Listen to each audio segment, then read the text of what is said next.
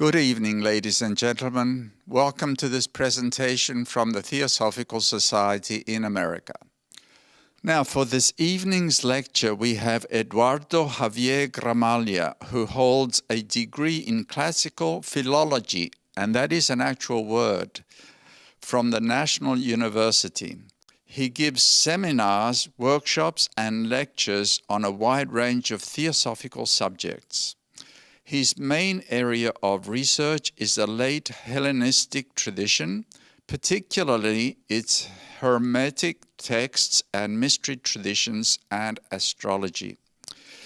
He published Hermetic Astrology in 2006, the first book in Spanish on the ancient astrological traditions. He has taken part in international conventions, given seminars, and published 2 English translations of ancient Greek astrological manuals. Eduardo teaches ancient religion and myth, as well as Sanskrit language and literature at National University. We are delighted that he is able to be with us this evening, and he will speak on Astrology and the Secret Doctrine. Enjoy. I give you a warm welcome to this webinar on astrology and the secret doctrine, in which we will explore the relationship between astrology and esotericism. We will begin by considering the past and present views on astrology and how its origins are accounted for by historical records, and what Blavatsky's viewpoint was on the matter. We will then review the main tenets and principles astrology is built upon, to then move to our main objective, to explore its esoteric side, based on the allusions from the secret doctrine. The thorny matter of free will versus determinism and destiny will also be dealt with, and we will close with some thoughts on how the future of astrology may be envisioned. Relatively little, though very meaningful, information is found in the secret doctrine about this, perhaps the oldest of sciences and one of the purest presentations of esoteric truth. Astronomy, in ancient times a smaller branch of archaic astrology, today sits on the throne of the highly respected, while its mother, astrology, which was once taught in universities, is looked upon as a superstition by the scientifically minded. An increasing number of thinking people are nonetheless beginning to recognize its value. Why do we draw such a demarcation line between astronomy and astrology? The distinction between astronomy as a science and astrology as superstition is a modern one. It is the product, I would say, of the epistemological reorientation of the Enlightenment, and did not exist in antiquity or any time before the 18th century. The terms Astronomia and Astrologia in Greek were both used to denote the same thing. Their literal meaning is star law and star science. According to modern authorities on the history of astrology, astrology was the earlier, and astronomy originated in Pythagorean circles that appreciated the double sense of nomos as either law or melody. For the Pythagoreans, the universe was a great musical instrument, and astronomer was a title given to the initiate of a high degree in the ancient mysteries. Plato then followed the Pythagoreans and employed astronomy throughout, while Aristotle was equally consistent in using astrology. However, since most Greek astronomers were Platonists, the new speculative term, astronomy, eventually became the authoritative one, while astrology, the older term, which had been used by the sober Aristotle, paradoxically came to denote the superstitious side of the celestial science. Though In the 16th century, the papal court had become a center for astrological practice. A new restrictive attitude of the papacy banished astrology from La Sorbonne in the 17th century, and the last banishment taking place in the University of Salamanca in the 18th century.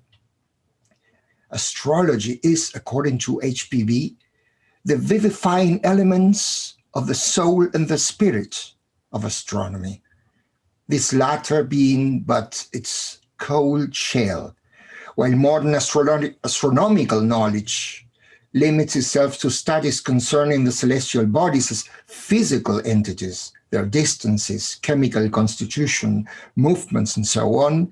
Ancient astrology looked upon each celestial sphere as a spiritual being, expressing its soul through its physical spheres. The 19th century brought a renewed relationship between esotericism and astrology. The exact sciences, empiricism, the faith in the possibility of unraveling the secrets of nature became the prevalent paradigm, and the evolutionary movements had their field day. But the 19th century also rebelled against mechanization, thus revitalizing ancient esoteric and philosophical models. This new paradigm reached astrology. After The Secret Doctrine was published at the end of the 19th century, a new school of thought arose, whose exponents began to recognize astrology as an occult science which rested on a true spiritual basis. In her masterpiece of occult thought, H.P. Blavatsky made clear that sidereal influence is dual. There is the physiological and physical influence, that of exotericism, and the high spiritual influence. This perspective was enthusiastically endorsed by the English astrologer Alan Leo, who became a member of the TS in 1890.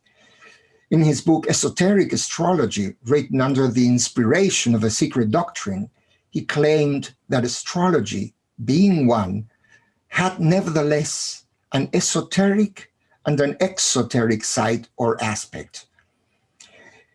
Esoteric astrology, he said, deals with the abstract cause, the philosophy, the inner or subtler point of view, whilst exoteric astrology is content with the effect, the practice, and the concrete outer expression.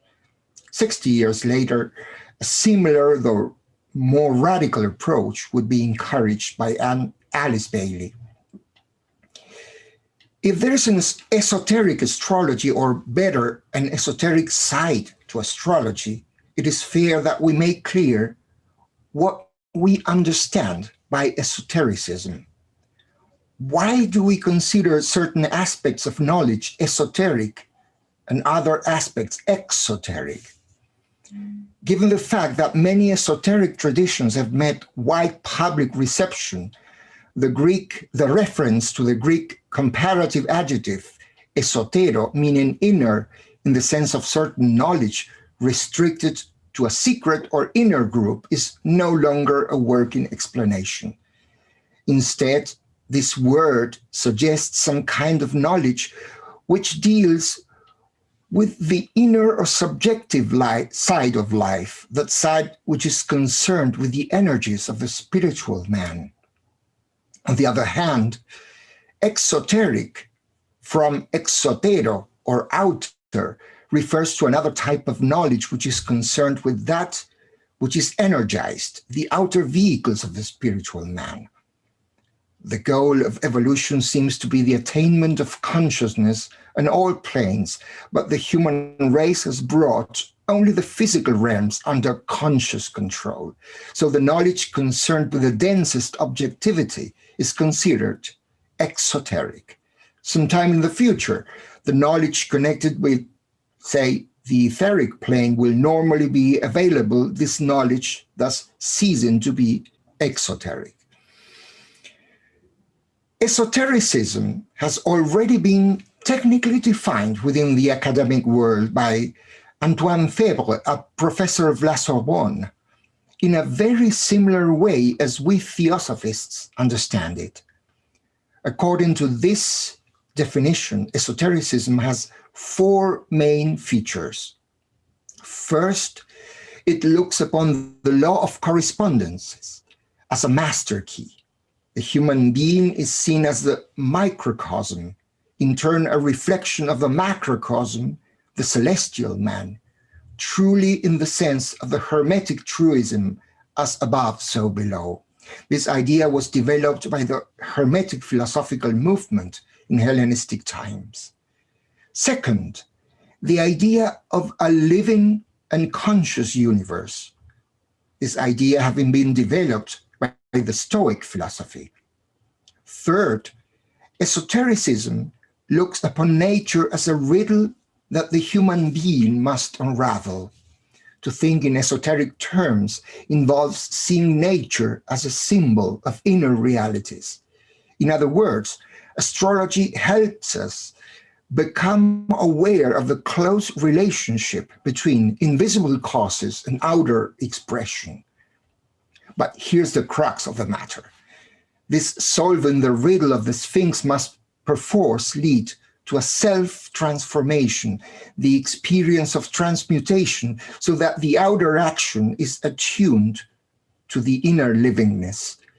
The idea of freeing ourselves from some matrix or imprisonment in the network of form through a self-applied effort is a very old idea which the ancient Gnostics developed. In order to accomplish that, an inner transmutation is necessary. In a way, astrology resembles that also ancient science of alchemy, which deals with the inner meaning behind chemical processes, the search for the philosopher's stone or the universal elixir of life, not to mention the transformation of raw matter into gold, are outer symbols of the inner regeneration of man.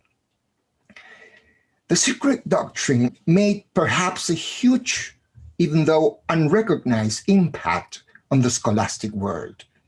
In the period between 1898 and 1936, the Belgian philologist Frans Cumonn published the CCAG, the Catalogue of the Codices of Greek Astrologers, a monumental work in 22 volumes, which included the location, description, and partial translation of most Greek astrological manuscripts found in European libraries. They are a great deal, believe me. This is a page from one of the astrological codices used in this compilation of Greek astrology. It is now in the Vatican Library, one of the largest world depositories of ancient texts on magic, alchemy, and astrology. On the left side, two drawings of ancient horoscopes can be seen, both typically square-shaped. According to the thorough work of the many editors of the CCAG, the Vatican Library and many others in Europe are overflowing with untranslated ancient texts on magic and astrology. And this H.P. Blavatsky had persistently insisted on. This publication, among others, shows that an intellectual movement towards the restoration of this ancient science and its history was taking place in the 20th century at the hands of academic non-believers who were in turn profoundly interested in understanding how the ancient mind worked. This development was paralleled by a similar effort within the field of practicing astrologers. Unfortunately, the findings of each of those researching groups never met, were seldom shared, as can be expected. But these scholars disclosed the connection between astrology and the ancient mysteries, its Hermetic lineage, and contributed the first well-founded account on its history. How ancient is astrology? How did it originate?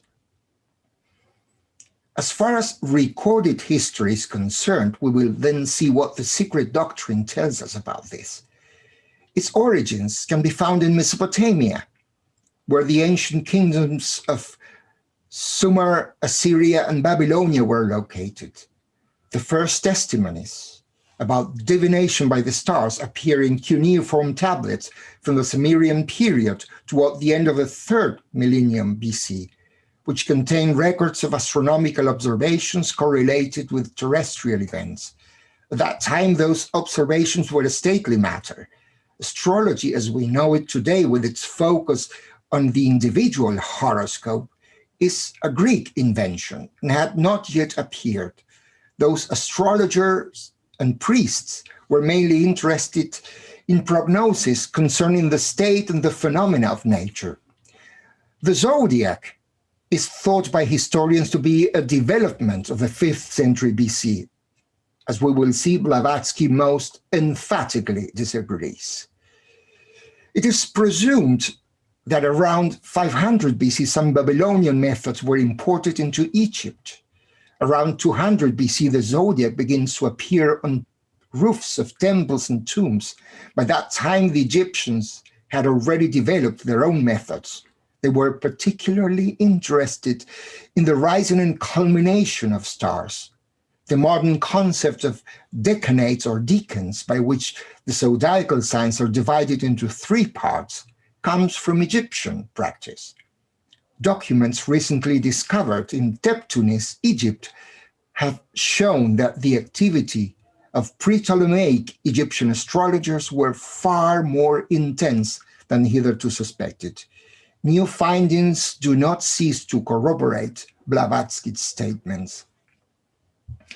After the death of Alexander, 300 BC, Greek becomes the lingua franca, or shared language, in the Mediterranean world, the great library of Alexandria being its intellectual focus. During this period, generally called Hellenistic Age, a great effort in translation into the Greek language of the astral science of Mesopotamia took place, and radically new techniques were created. Sometime around the 3rd century BC, a Babylonian astrologer named Berossus started a school in the beautiful Greek island of Kos, homeland of Hippocrates, known to have been a healing center in classical times and home to a very important temple to Asclepius. In the Secret Doctrine, Blavatsky acknowledged Berossus as a great astrologer who predicted cataclysms. His extant list of antediluvian kings of Egypt has puzzled historians who so depend on archaeological evidence. This astrological school in Kos, just a few miles from the coast of modern Turkey, seems to have been the original setting of the whole Hellenistic astrological movement. By the last century BC, the intellectual climate in Rome had become friendlier to astrology, mainly due to the spread of the Greek Stoic philosophy. The Greek Stoic teacher Posidonius in turn headed this school in Rhodes, now second to Alexandria as a scholastic center where astrology and philosophy were taught. Posidonius had great admiration for the teachings of Pythagoras and Plato, who, by the way, is said by one of the papyri found in Herculaneum to have been trained in astrology by a Babylonian priest. This complex tradition of Greco-Roman astrology developed in Hellenistic times is said to be the origin of our modern Western astrological practice.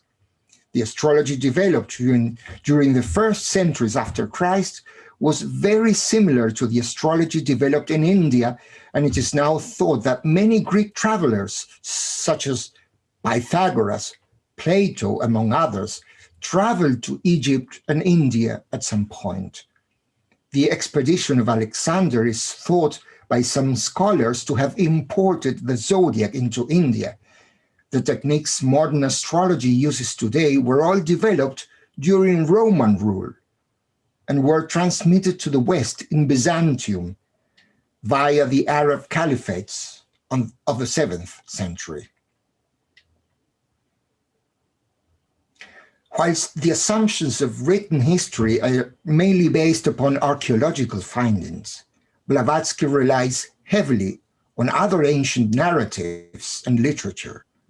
It is good to keep in mind that at the time HPB wrote her masterpiece of occult knowledge, archaeologists were unearthing ancient cities and treasures, as well as tons of ancient manuscripts, which a reborn philology was set down to translate.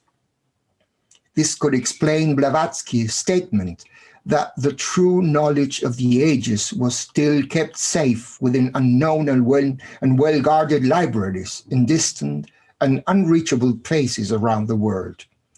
She used one of those utterly unknown manuscripts, the Book of Xi'an, as the basis of the secret doctrine. Her proem, in which she presents some archaic pages from a prehistoric period, was and still is an eye blink, a real warning for those scholars who write history only on the basis of available physical evidence. She presents an overwhelming amount of data, including unknown manuscripts shown to her, mostly to prove that nothing is new under the sun. All knowledge has been dealt with in some or other way by the ancient wisdom, which is like a golden thread that runs throughout the ages.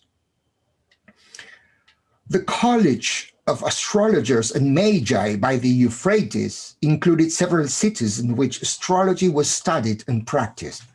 One of them was the city of Ur, where the biblical patriarch Abraham was born. Blavatsky refers to him as a Chaldean teacher on astrology. But did astrology really originate in Mesopotamia as written records? Has it? According to the secret doctrine, the Babylonian civilization was not born in that country. Those tribes were simply immigrants on their way to Asia Minor from India, the cradle of humanity. India, the cradle of humanity, from which several branches of a primeval fifth race later spread across Europe, Asia, and the world. And above all, the Zodiac did not originate in Mesopotamia. One may wonder why the writer includes a whole chapter about the antiquity of the Zodiac in the secret doctrine. And two main ideas are there highlighted. First, the fact that the Zodiac is of a far greater antiquity than supposed, and perhaps more important for HPB, that the ancient Hindus were far more advanced in astronomy than supposed by scholars. Blavatsky states that given the fact that the Hindus date their Kali Yuga from a great periodical conjunction of the planets 3,100 years before Christ, it is by no means possible that the Greeks belonging to the expedition of Alexander the Great could have been the instructors of the first Aryan Hindus in astronomy, as the scholars maintain. The Zodiac, she says, can be traced in the oldest cosmologies, and even the Bible is full with allusions to astrology.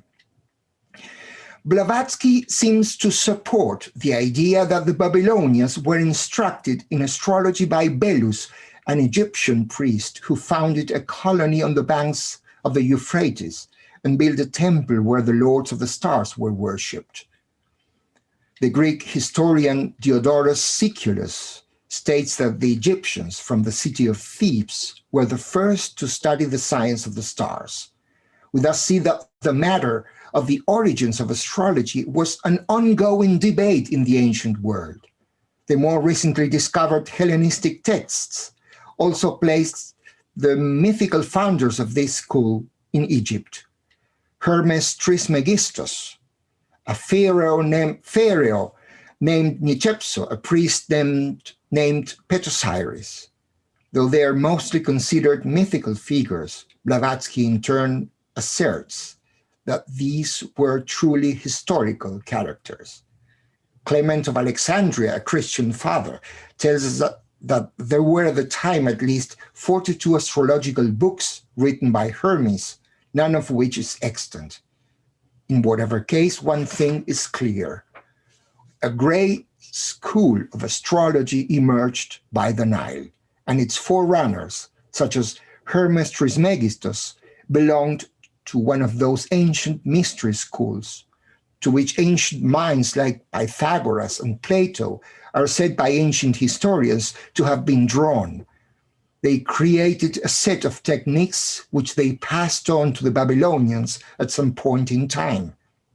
However, they had brought their zodiac from southern India, which shows that all those ancient civilizations were in close contact with each other.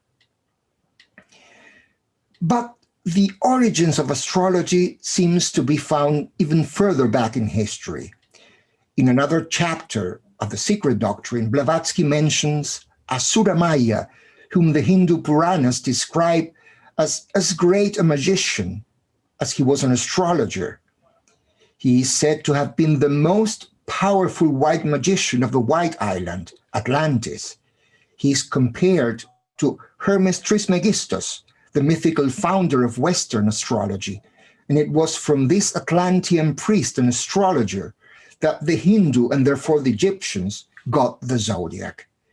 The Egyptians were descendants from an older branch of those primitive Aryans who came from Atlantis, whilst the Greeks and Romans came from the last race of that island, whose sudden disappearance was narrated to Solon by Egyptian initiates, as Plato records in his dialogue Timaeus. Although most extant texts on astrology come from Roman times, they all explicitly refer to a far more distant past.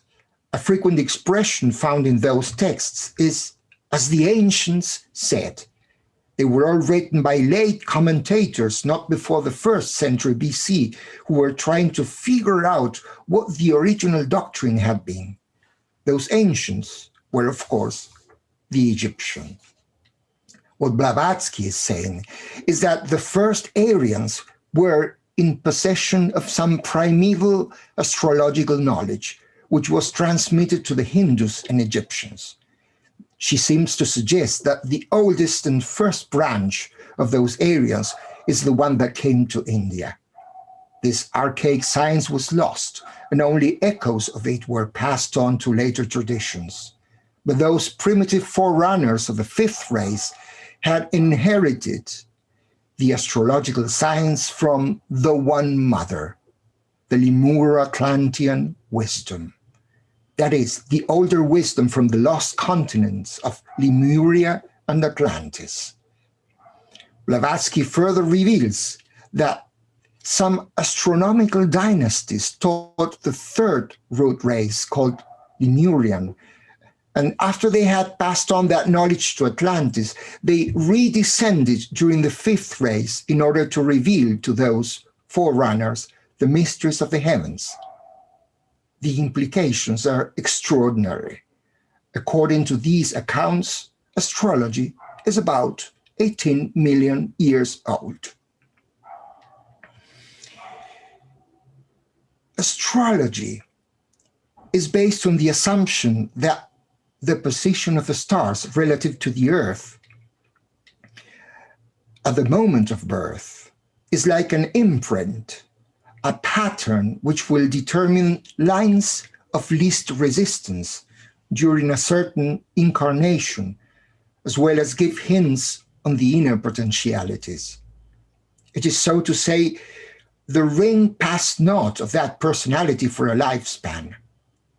The moment of birth, or of any inception, is looked upon by astrologers as particularly meaningful, even sacred, because the position of the celestial bodies, the map of the sky, holds the secret of the nature and destiny of whoever or whatever is born at that time.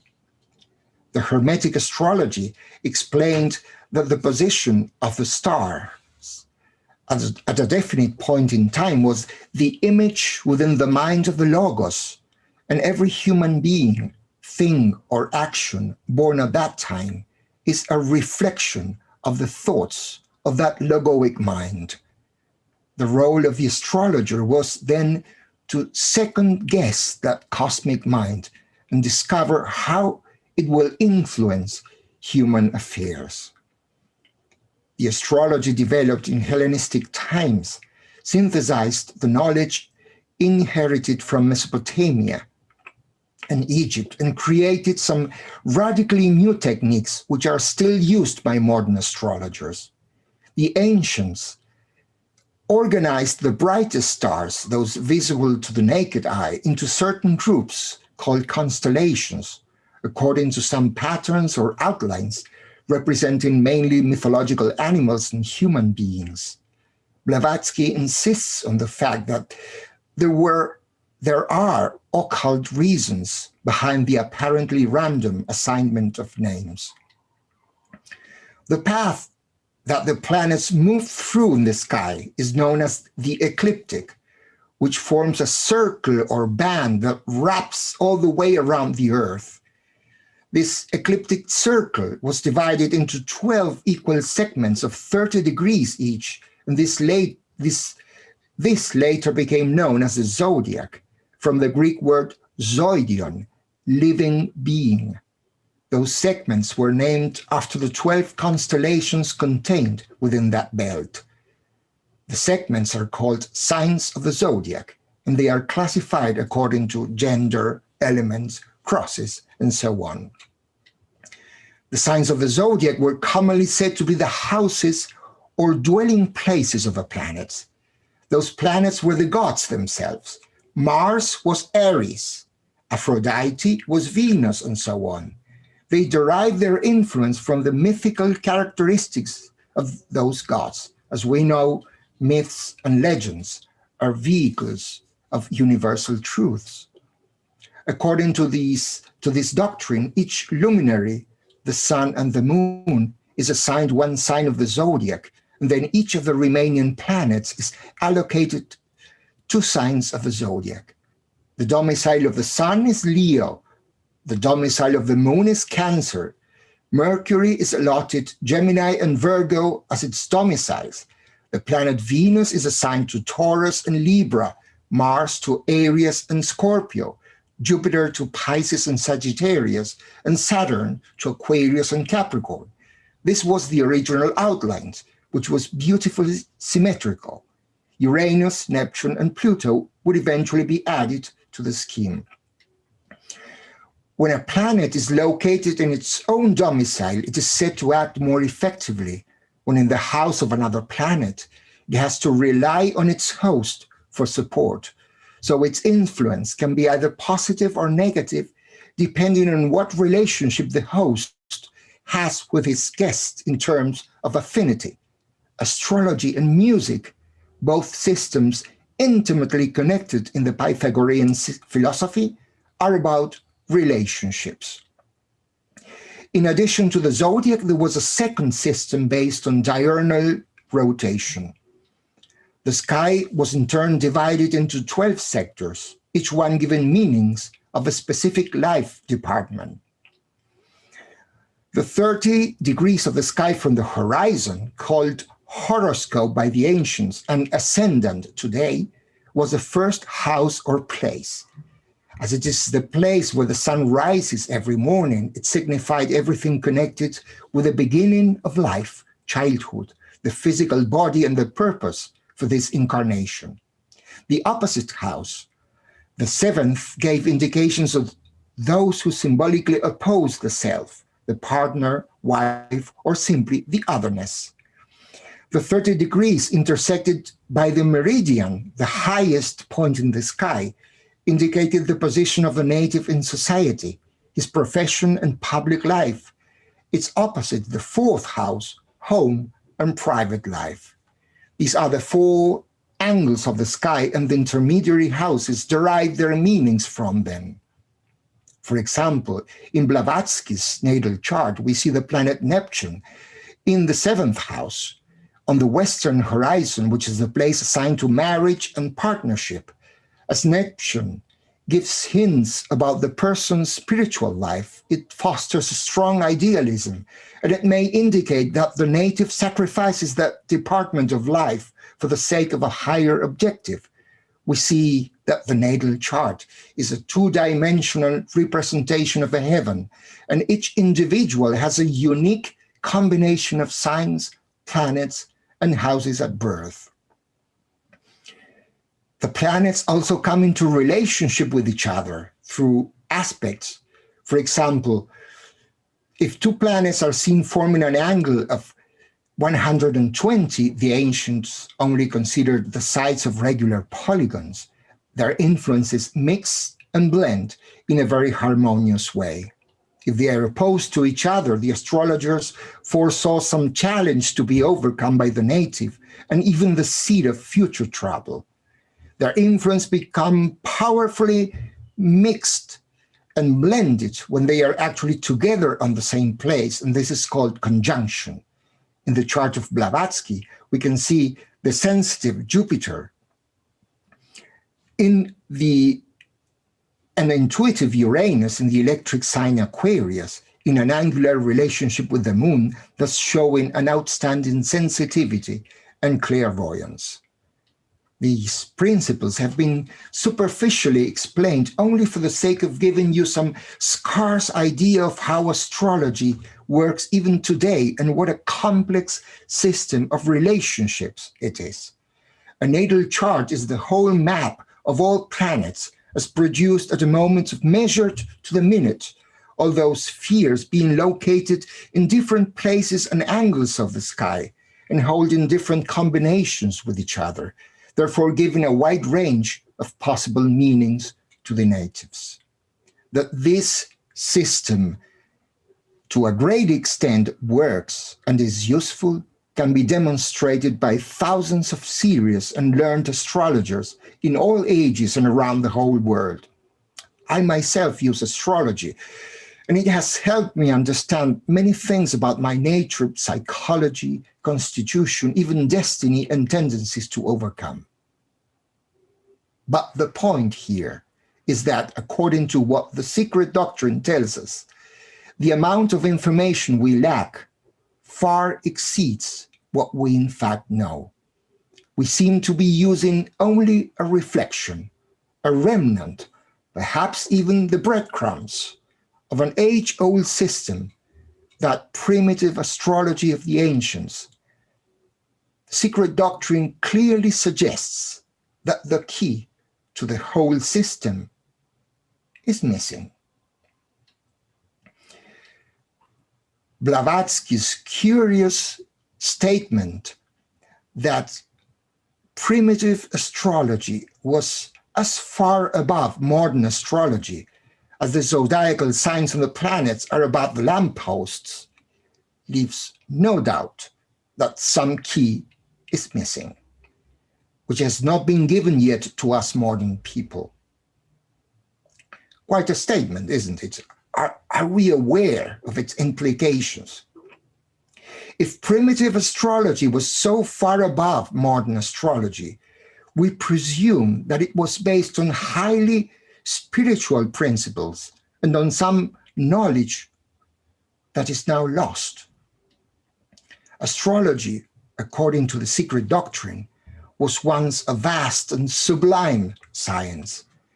That ancient astrology was concerned more with the energies of the spiritual man than with physical plane events is easily discernible from the relatively scarce statements on astrology found in the secret doctrine, mainly in footnotes. One of them reveals that its present focus on the material plane will eventually shift to the higher world of energies. Blavatsky states that each constellation has a mysterious and occult influence over the individual.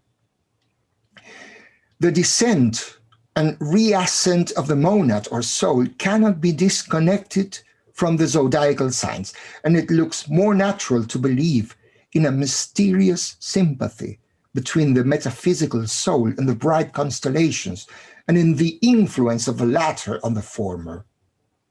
And further, those ancient philosophers who studied astrology and magic knew that the last word on these sciences was to be sought in the occult forces emanating from the constellations.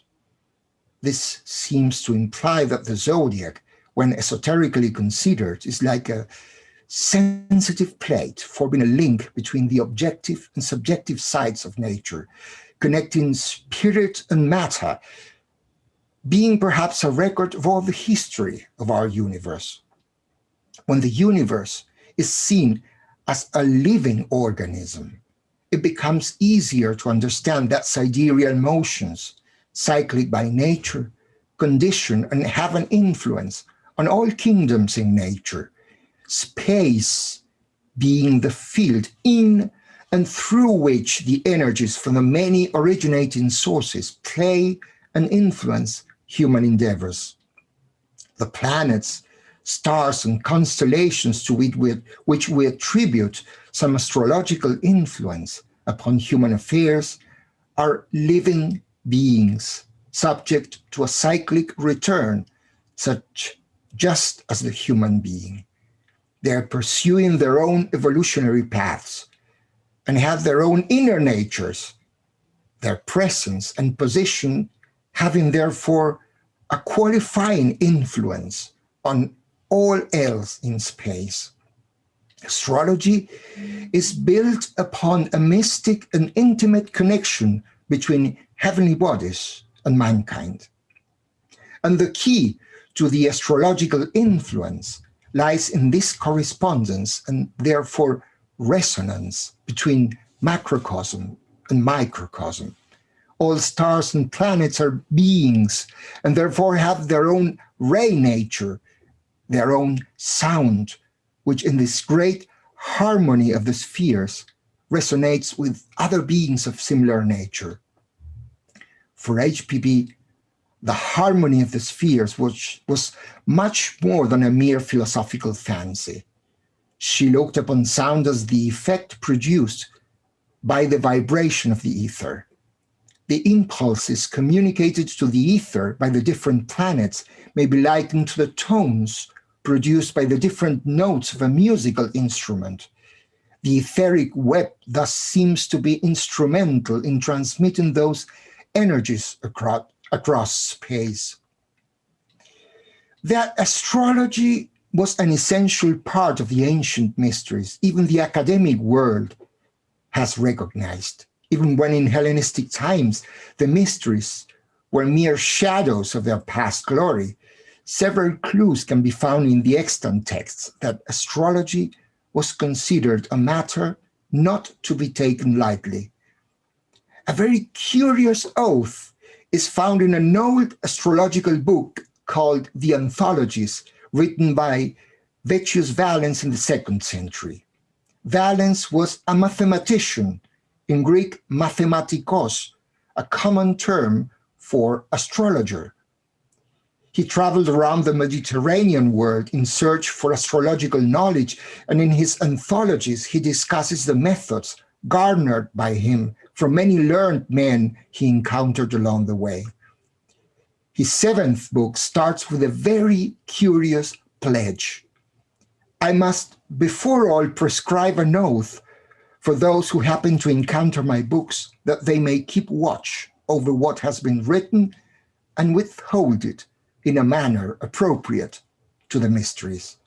Another Roman astrologer, Firmicus Maternus, at the beginning of his 7th book, this must not be a coincidence given the esoteric importance of the number 7, informs us that the mythical initiate Orpheus initiated strangers into his mysteries by means of an oath, also mentioning that Plato, Pythagoras, and Iamblichus themselves did the same before they revealed the most cherished concepts of their secret discourses.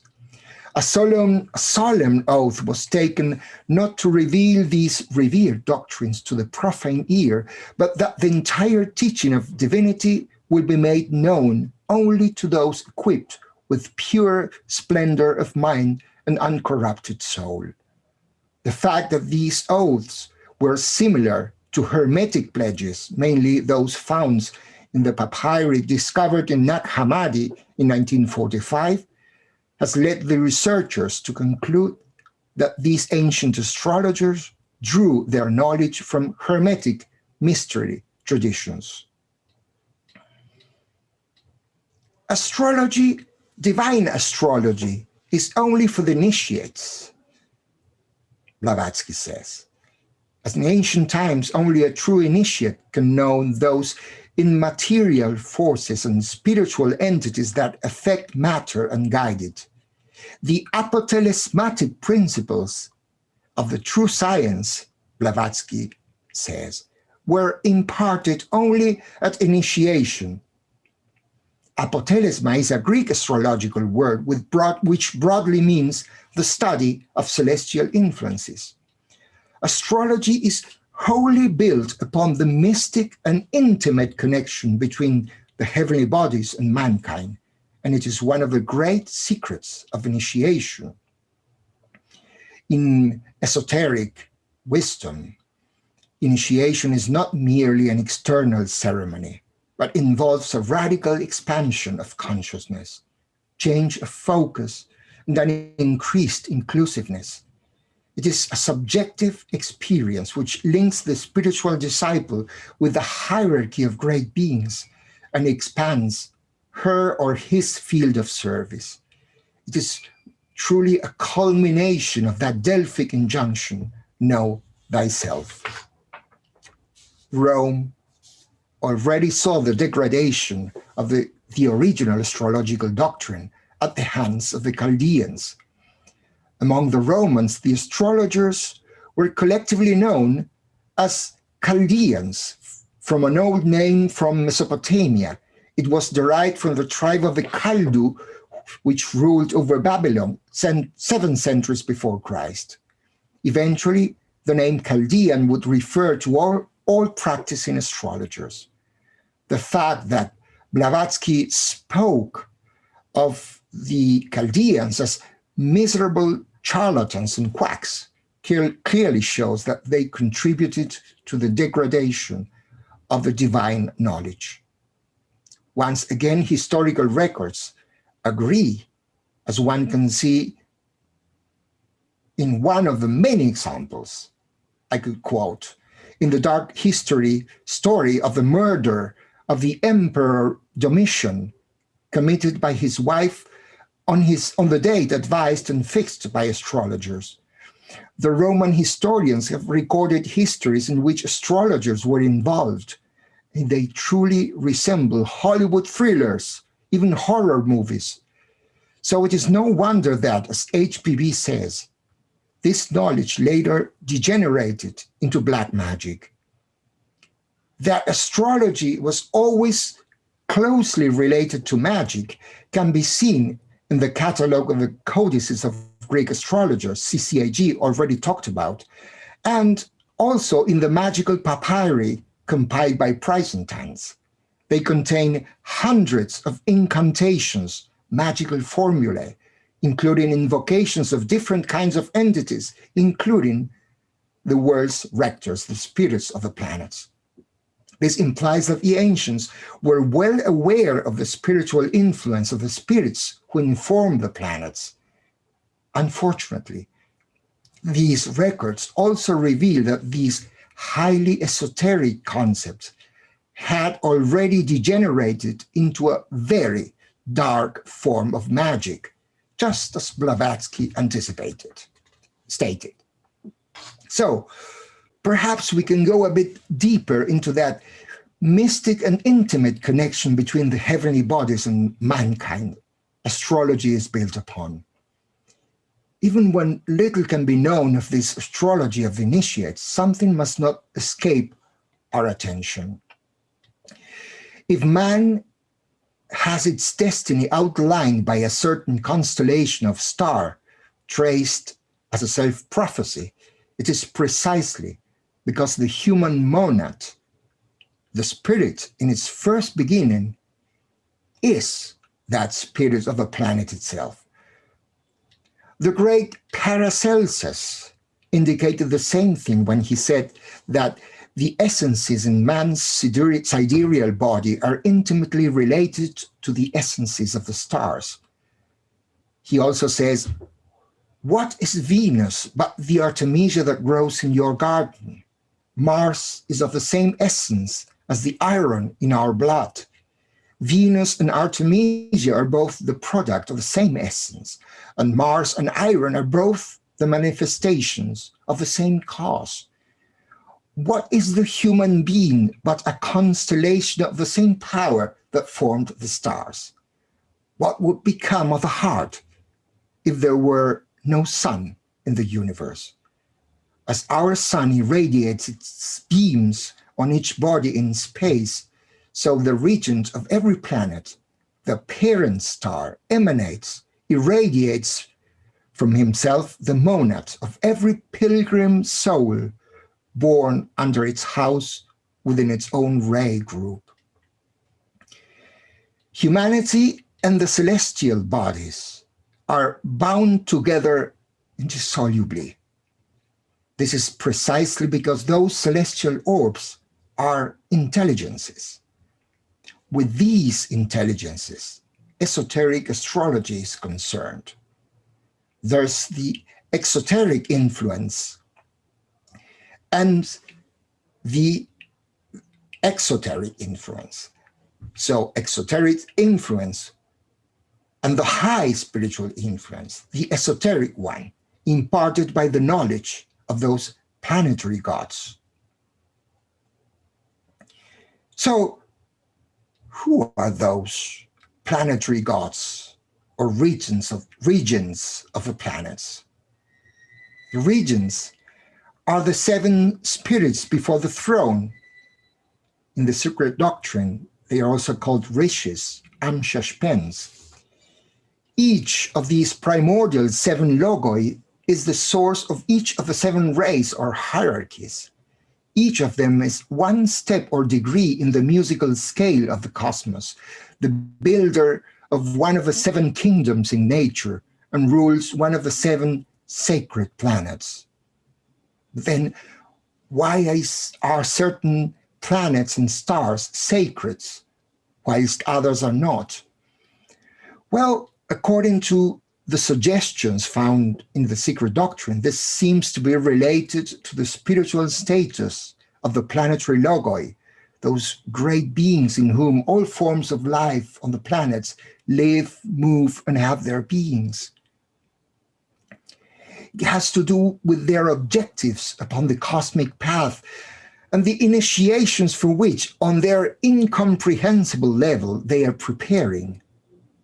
The secret doctrine calls sacred that planet or star whose logos has received certain cosmic initiations. Our planet Earth, as can be well imagined, as well as the sun, are not considered sacred star. On the other hand, Venus is said to be the most occult, powerful, and mysterious of all planets, a light bearer of the Earth in both a physical and mystical sense. This may imply that this planet is especially connected with the soul of humanity and may have had a role during individualization. This planet, Venus, is called Lucifer in astrological texts, which suggests, or may suggest, a connection with the matter of the fallen angels, the biblical curse, and the fall into matter. And Mercury is also said to be a highly mysterious planet. Both are considered sacred. As we read in the secret doctrine, the occult teaching claims that the star under which a man is born will remain forever his star throughout the whole cycle of incarnations in this Manvantara, or day of Brahma. But this is not his astrological star. The personal horoscope seems to be only related to the present incarnation, and therefore the astrological star is related to the personality, not to the individuality, the soul, as the former is. This seems to imply that each individualized being coming into a separate existence is like a pure ray of divine light. It is like a seed cast into the phenomenal world in order that it may grow like unto its parent star, its father in heaven. Each of those seeds belong to one particular star, one specific ray or musical note of the cosmic soundboard. And these sons of mind are in a way under the protection or influence of their parent star. Man's spiritual heredity is therefore derived from those seven spirits before the throne of God. The long way towards the recognition of that parent star, which only takes place, it seems, at initiation, is made according to the law of cycles. That is, through periodic incarnations under the influences of different astrological signs and stars. These divine fragments, us included, thus progressively learn to express their potentialities, and they do this through a long and difficult process under the law of cycles. In this sense, the culmination of that process, generally called spiritual path, is a return to the spirit's homeland, that ray of the parent star. So why is it so difficult for us non-initiated to understand how astrology works at a spiritual level? The cosmology of the secret doctrine gives us some clues thereof. There are so many influences unaccounted for which the future astrology will have to incorporate and study. HPV warns us about the presence in our solar system of other invisible spheres which positively have an influence, some of them not yet physical and on the downward arch, others no longer physical and in process of disintegration. Our moon is said to belong to the latter category. As a matter of fact, a modern astrology would find it difficult to reconcile the idea of the moon being a dead sphere, as the secret doctrine puts it, with the importance given to this luminary by astrological practice. The occult doctrine treats the moon as a remnant of those globes mankind once inhabited in archaic periods, not as an offspring of the earth. The moon has both a beneficent and maleficent influence, though her metaphysical and psychic nature must remain a secret, Blavatsky says. This occult influence is connected with the fact that in esoteric astrology, the moon is looked upon as a substitute for esoteric purposes, just as the sun, thus veiling some other influences. In the case of the sun, esoteric astrology considers the physical sun as a vehicle for the energies of the central spiritual sun. How fascinating to think that the sun and the moon act as a veil for some more esoteric influences or planets. According to the occult doctrine, each planet is a chain of 7 globes, and the solar system includes hosts of invisible bodies. Should we suppose that these do not exert any influence on us? Do the sacred planets, given the high nature of their regions, influence us in a different way than the non-sacred? Each of these 7 rays must find their expression through different signs and planets, we may suppose. In the face of this monumental doctrine of the spheres, how could then a non-initiated human account for all the possible influences a person is subject to, and to what extent? All the zodiacal and planetary energies act either as hindering or stimulating forces, according to the type of vehicle on which they impinge, they play. The receptivity of these vehicles necessarily depend upon the point in evolution attained. Can a woman or a man on the spiritual path who is developing a universal kind of altruism and love be subject to the same quality of energies as those human beings who are immersed in their own personal, self-centered lives? And do the stars truly determine our destiny? If so, where is free will? Are we doomed? Interesting to note that this sort of questions is generally expected in relation to the doctrine of karma. It is no wonder that the subject of astrology in the Secret doctrine emerges when the law of cycles and karma are being dealt with. Karma comes from the Sanskrit root, kr, meaning to do. Karoti means he does, and karma is an action which is seen as a consequence. The forces of karma are set in motion for the only reason of restoring the balance, the fundamental law in this universe. So the planets do not cause fortune or misfortune. They are indicators, signs of extremely esoteric forces in operation in the cosmos.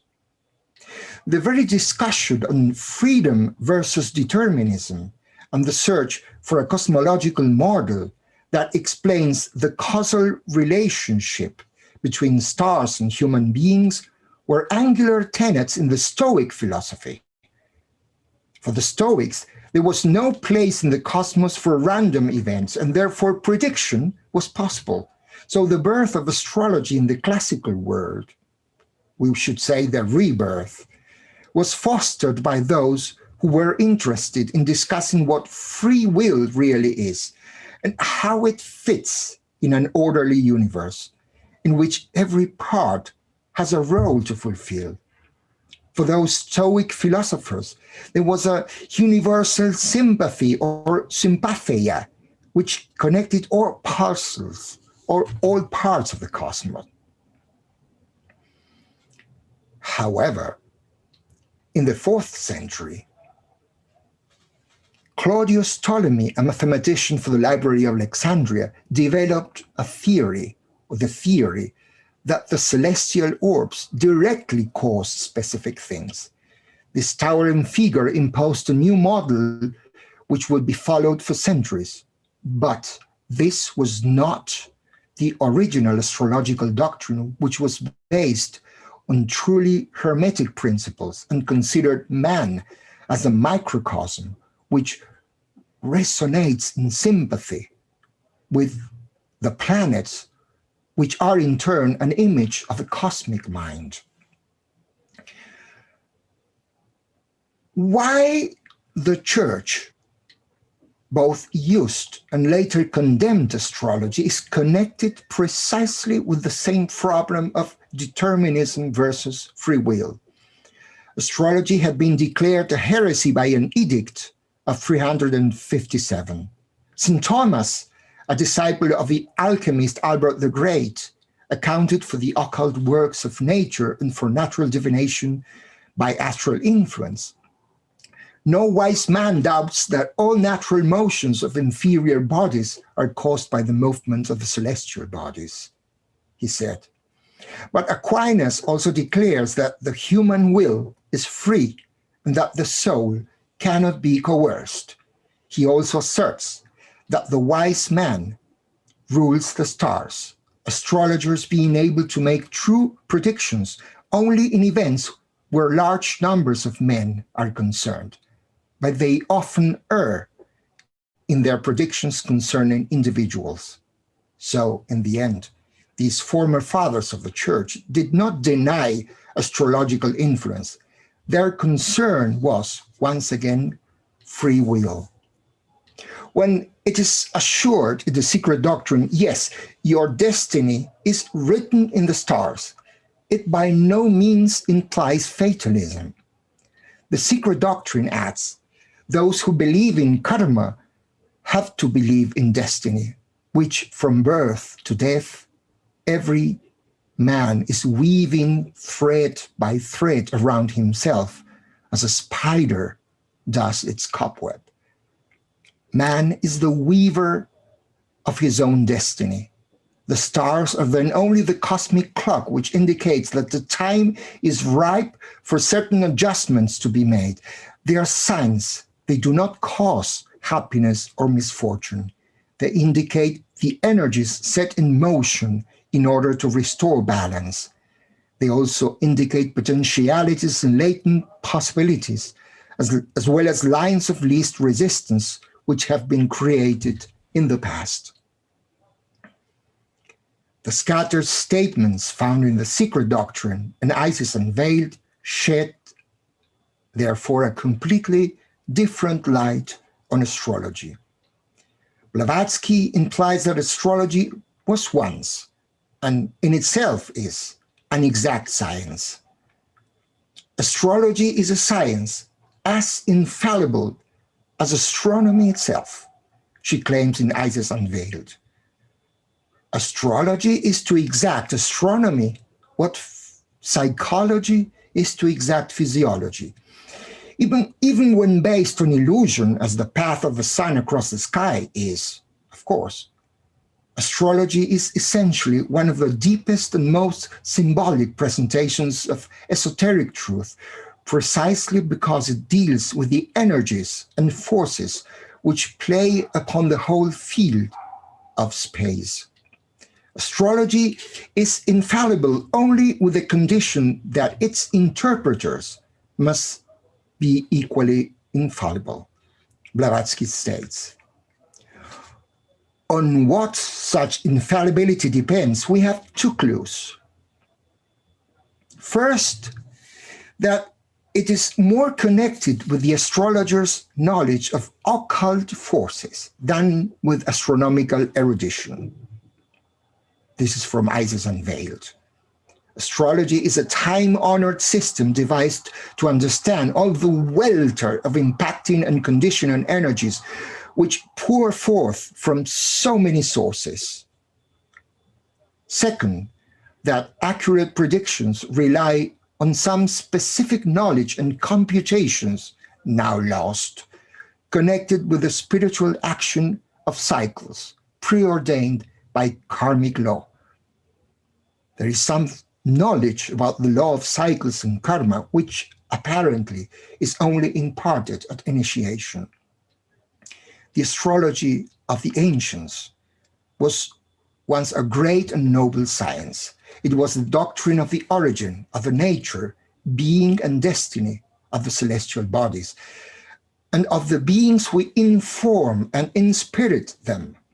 From that noble and ancient science sprang up an exoteric and materially oriented science, mainly derived from the Mediterranean practice. Our modern astrology seems to be a relic, a few fragments of that ancient astrological wisdom combined with some modern innovations. Genuine archaic astrology was a branch of the ancient mysteries and had the support of the best minds in human history. Esoteric astrology is connected, concerned with nature's sublime operations and with the human being as a spiritual entity incarnate in form. It looks upon the celestial bodies as spiritual beings, showing our common origin with them and with all other beings in the universe. It was certainly one important branch of the esoteric tradition of the ages. So, if any scenario can be imagined in which such astrology may thrive, it seems to me that only when we as human race see everything in the cosmos as truly interrelated, only then will astrology be turned into an exact science which will help us live in a truly scientific way. As we move into the Aquarian age, one can expect that a further revelation on astrology will someday become possible, mainly being Aquarius, a sign related to the etheric web of the planet, to universal brotherhood, and to astrology itself.